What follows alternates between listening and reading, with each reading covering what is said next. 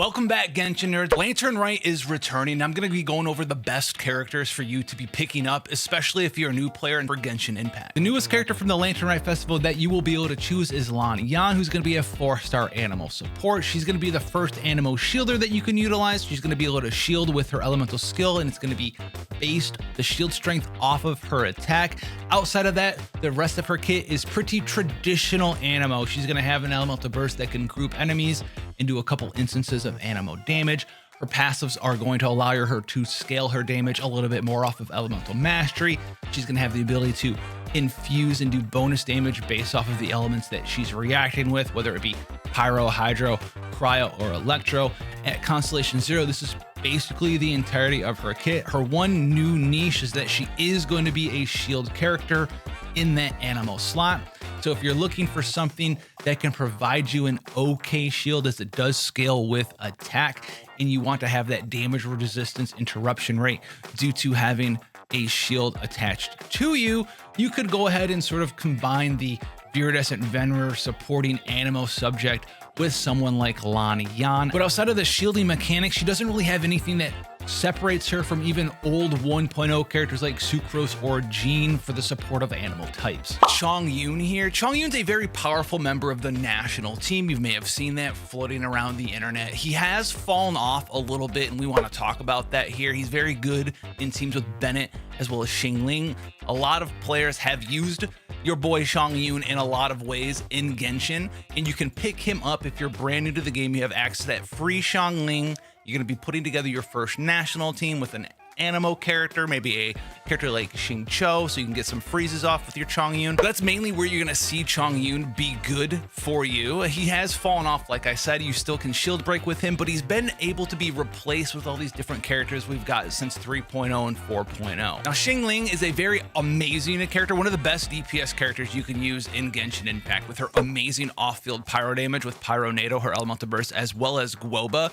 She's a fantastic character. You do pick her up for free, though, in the course of playing Genshin Impact. So if you're a brand new player and you haven't gotten her for free quite yet, you don't necessarily have to pick her from the Lantern Rite Festival to gain access to her on your account. If you do pick up the extra copy for a Constellation, which you can do, you can get C1 here, which is going to reduce Pyro Res when you activate your elemental skill of Guoba, which is a decent constellation. One of her biggest constellations, though, is her C4, which is going to boost the duration of your elemental burst's Pyronado by 40%, which is a pretty significant DPS increase every time you activate your Xiangling's elemental burst. Beidou is a character that I think people still sleep on in a lot of ways, and she does have a couple of downsides, which we're going to touch on, but Beidou is still a fantastic character. She's able to do a lot of damage in AoE due to Stormbreaker bouncing around multiple targets. You can utilize that in conjunction with an animo character to swirl this electro element around additionally on top of the electro element that your Beidou is applying to you. She also has the very amazing Tide Caller ability, which is going to help you get some defensive applications on one of your damage dealers, which is a Beidou, because she has a couple of different ways to defensively buff up your team. You can get in and block some damage with Tide Caller with the short little block activation on her skill, but most importantly, you have Stormbreaker, which is going to have damage reduction on it, and even on top of that, has a very powerful increase to your character's resistance to interruption. So you're not going to get smacked around the screen while you have Stormbreaker, her elemental burst, activated, making her a very powerful character still in a lot of team compositions, especially in AoE ones. Now, there is one big downside for Beidou, and that is that her big potential really is unleashed once you get Constellation 2, because this is going to make her elemental burst arc lightning effect that damages enemies jump to 2 additional targets. This is a huge bump up and increase to her overall damage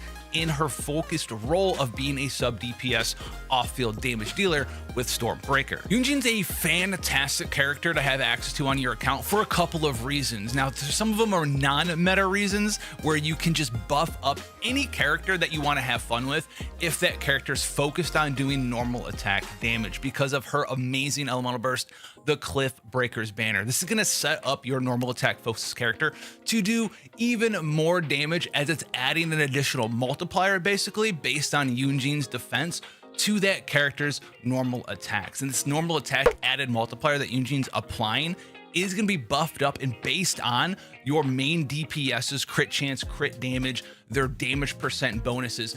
It's absolutely huge for these normal attack focused characters. You can have fun with someone like Noelle or Arataki Ito, Eula, YAOYAO can get in here with Yunin as well. The thing to talk about with Yunin though is that a lot of the times it is really fun to have the ability to make some of these normal attack focused characters much more powerful with Yunin in your party, but a lot of the party compositions that you could put Yunin in might not necessarily be the best meta, but I've been using her since she's been released and she's incredibly fun to play, buffing up these sort of unique characters that Genshin Impact has introduced that are focused on normal attack damage. Now on top of that as well, just like with Beidou, she has a very similar elemental skill, so you can get some extra bonus defensive utility by blocking a couple of attacks with her elemental skill Opening Flourish every once in a while. And then as far as Constellations go, she's got some pretty good ones. C1's going to reduce the cooldown of her elemental skill, which increases the particle generation that she's going to be able to provide to your party by a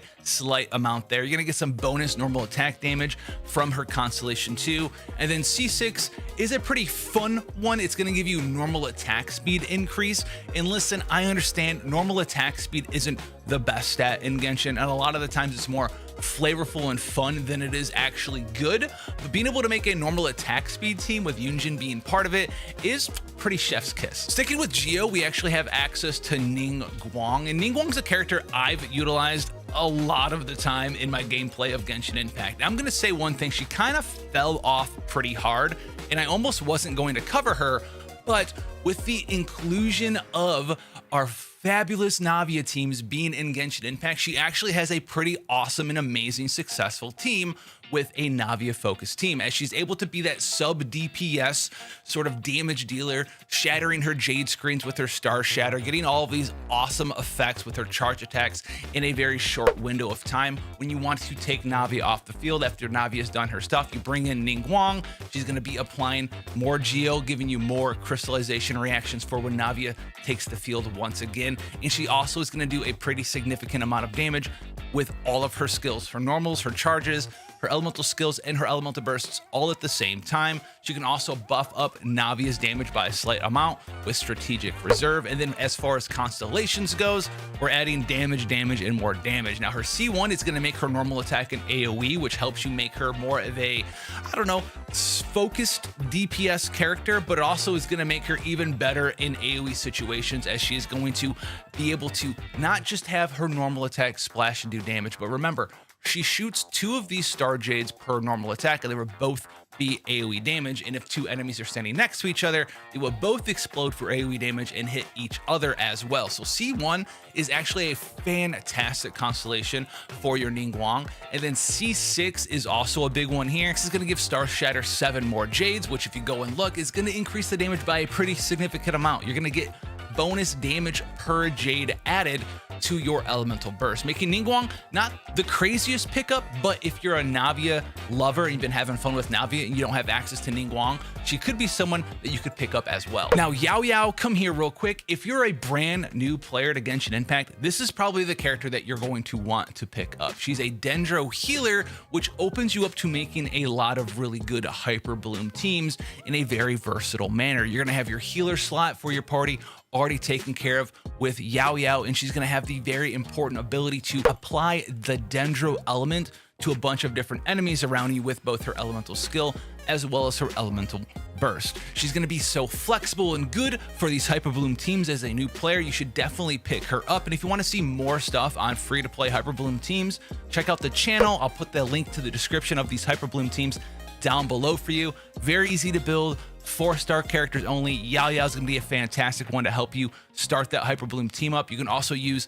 the Dendro Traveler in conjunction with YAOYAO. Pair that with someone like Kuki Shinobu, and then maybe your own Hydro character of your choice, someone like Yelan or even a Xingqiu, and you can have a fantastic Hyper Bloom team with YAOYAO being in your party. She just is so good for that team composition and flexible.